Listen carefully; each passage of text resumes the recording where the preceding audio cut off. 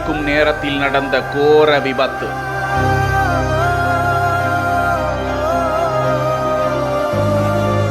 Car மோதி விபத்துக்குள்ளானதில் 3 இளைஞர்கள் பலி.